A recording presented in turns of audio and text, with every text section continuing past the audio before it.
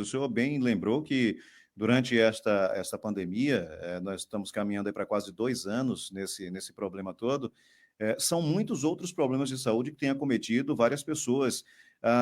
Será que a classe masculina, por assim dizer, que geralmente faz parte do maior contingente da população brasileira que chefia a família, por conta disso as pessoas têm que trabalhar, precisam pagar contas. Esses problemas psicológicos têm ajudado a desencadear outros problemas de saúde em função daquela máxima de que quem controla o corpo é a mente e toda essa dificuldade. Muita gente perdeu o emprego, muita gente tem que fechar negócio. Se o Estado sempre foi omisso com relação à saúde do homem, agora muito mais, chega a ser criminoso o que está acontecendo.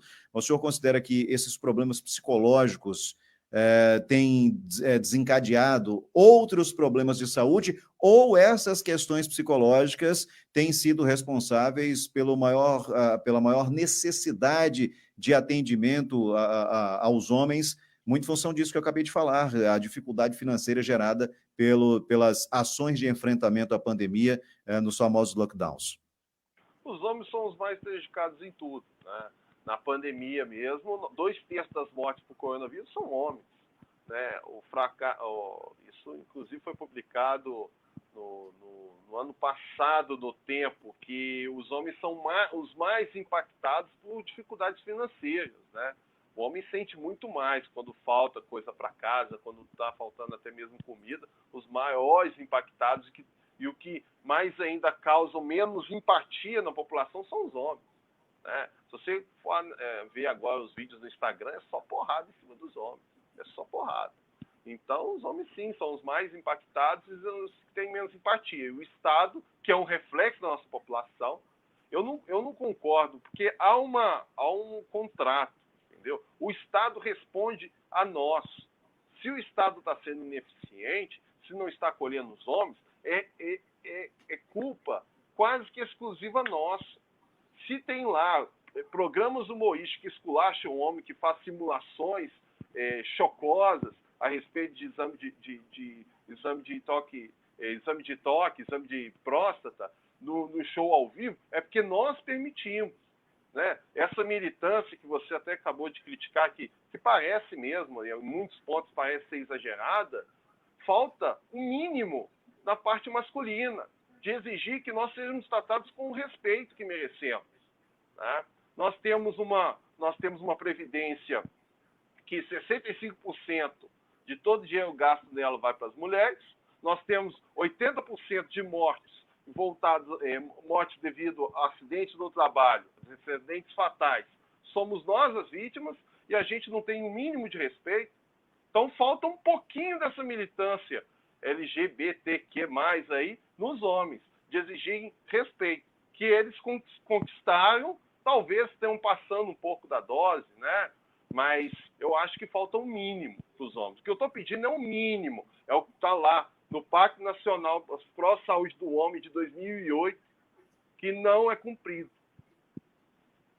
Bom, tendo em vista tudo isso que o senhor acabou de falar, a gente pode deduzir o seguinte: estamos, na verdade, perdendo vidas, perdendo a saúde do contingente masculino, porque não só pela questão histórica, mas por uma série de outros fatores também, entre os quais uma atenção muito maior por parte de outras comunidades que se sentiam minorias em protestar, em exigir, e a classe masculina, ou seja, os homens hétero, não estão tendo o devido cuidado consigo mesmos, não só pelos maus hábitos, pelas dificuldades de mudança desses maus hábitos, falta de incentivo, mas principalmente pela falta de representatividade ou de vontade também política de tentar mudar isso, não para uma guerra de classes que pensam de forma diferente, não se trata de guerra de militância, mas deve haver também a militância por parte dos homens, pura e simplesmente para buscar o atendimento que lhes é, ou que nos é, no caso,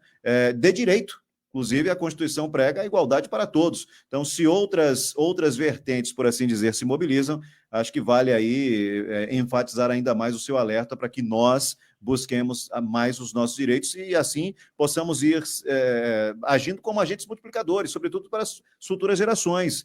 né, dizendo, olha, você é homem, mas não é por isso que vai ficar aí de braços cruzados, porque macho não chora, porque homem não procura médico, porque isso não é coisa de homem. É coisa de homem sim, a gente precisa, porque do jeito que a coisa vai, com o contingente populacional que nós temos, já somos minoria com relação às mulheres, e ainda adoecendo e morrendo muito mais do que as mulheres, não só pela negligência do Estado, mas pela nossa, enquanto homens, realmente é uma coisa intolerável. Só queria dizer uma coisa, só uma pequena correção. Eu falei Pacto Nacional de Atenção à Saúde do Homem, mas o correto é Política Nacional de Atenção à Saúde do Homem, tá? Que foi publicado em 2008 e depois oficializado no ano seguinte, né? Referente à saúde do homem, eu não refiro exclusivamente para a população hétero. Não tem restrição em relação à opção sexual. Inclusive, eu incluo os transexuais, inclusive, entre os homens. Essa população, apesar de ter uma militância barulhenta, isso não chega na ponta. Não chega, essas orientações. Eles têm um espaço na mídia, mas a gente não tem um sistema que os acolha. As suas diferenças, a população gay masculina vive menos que a população hétero masculina, decorrente das doenças infecto-parasitárias, inclusive, né? Não, é o caso de deixar de lado as divergências por questões de gênero, independentemente de serem homens gays ou não, mas se você tem biologicamente o sexo masculino, você vai continuar, obviamente, com a sua opção, orientação, inclinação, escolha, mas tem que haver uma luta conjunta de héteros e não héteros em prol da saúde masculina. O homem só tem espaço, a não ser desses pequenos grupos, podem ser barulhentos, militantes, mas ele só consegue fazer as suas reivindicações quando ele está fazendo parte de sindicatos profissionais.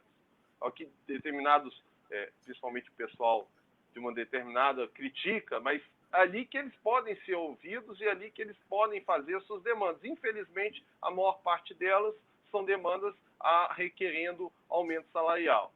Mas as conquistas que nós vemos, se o sistema dessas grandes empresas privadas, que dão lá para o homem 2 semanas de licença paternidade, sem mandar o trabalhador embora, dão o acolhimento à saúde dele, se isso fosse repetido para a população comum, eu já estaria amplamente satisfeito.